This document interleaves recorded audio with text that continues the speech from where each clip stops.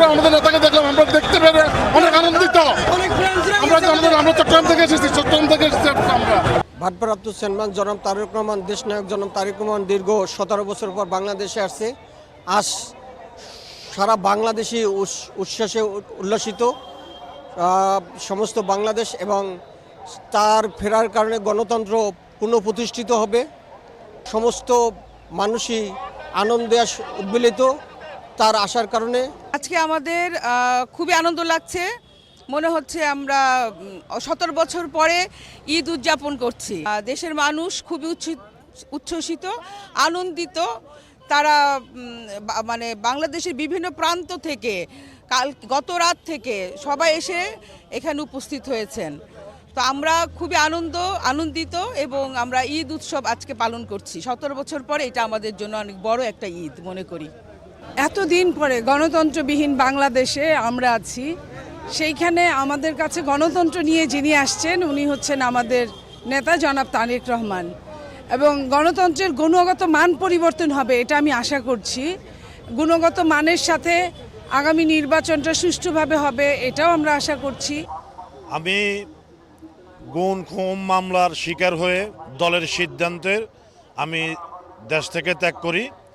আমি 7 বছর আমেরিকাতে ছিলাম।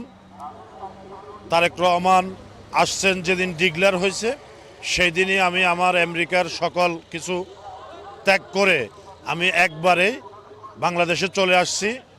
তারেক রহমানের নেতৃত্বে আগামীর যেই সুখী সমৃদ্ধ গণতান্ত্রিক বাংলাদেশে আমি আমেরিকায় থাকতে পারি না, এই জন্য আমি গতকাল আমেরিকা থেকে চলে আসছি।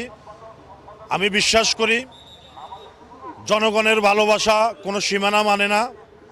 এই ভালোবাসা, আজকে যেই ভালোবাসা এই ঢাকা শহরে সৃষ্টি হবে, এই ভালোবাসাকে শ্রদ্ধা জানিয়ে দেশনায়ক তারেক রহমান আগামীতে গুম খুন দুর্নীতি সকল কিছুর বিরুদ্ধে অবস্থান নিয়ে একজন নেলসন ম্যান্ডেলায় তৈরি হবে। আগামীর নেলসন ম্যান্ডেলা হবে তারেক রহমান।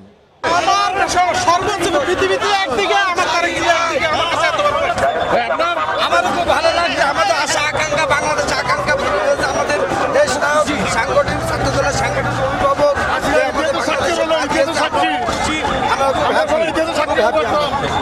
আবেগে আপ্লুত আমাদের প্রাণ প্রিয় নেতা চলে এসেছে। ঠিক আছে,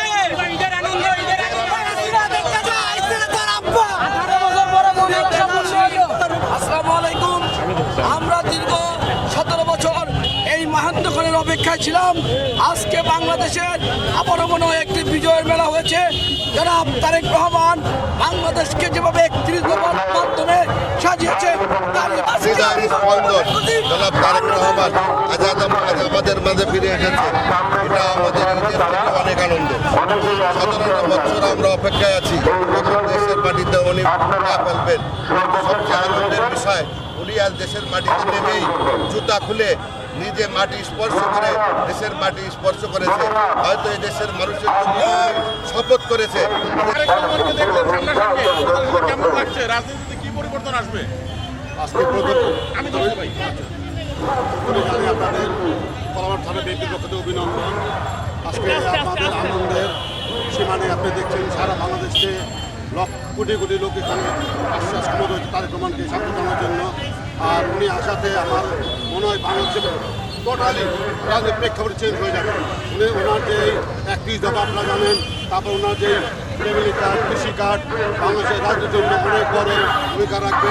ওনার যে পরিকল্পনা ভবিষ্যৎ শিক্ষাক্ষেত্রে, ক্রীড়াক্ষেত্রে, স্বাস্থ্যক্ষেত্রে তথা দেশের মানুষের জন্য ওনার যে পরিকল্পনা, আমার মনে হয় সারা বাংলাদেশের মানুষের উপকার ছাড়া অনেক কিছু হবে না।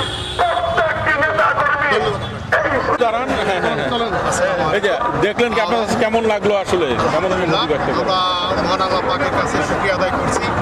আমাদের যে বিএনপি ভারপ্রাপ্ত চেয়ারম্যান তারেক রহমান স্যার, যে শূন্যতা ছিল 17 বছরের বিএনপির, সেই শূন্যতা আজকে আমাদের পূরণ হয়ে গেছে। আমি মনে করি আমাদের দেশে 18 থেকে 20 কোটি মানুষের শূন্যতা আজকে আমরা পূরণ হয়ে গেছি। শুকরিয়া। এবং কি এদেশের নাগরিকের ভোটের মাধ্যমে আমরা ইনশাআল্লাহ সরকার গঠন করলে তারেক রহমানের যে আগামী যে পরিকল্পনা বাংলাদেশের, সেই পরিকল্পনা বাস্তবায়ন করবে ইনশাআল্লাহ। ধন্যবাদ।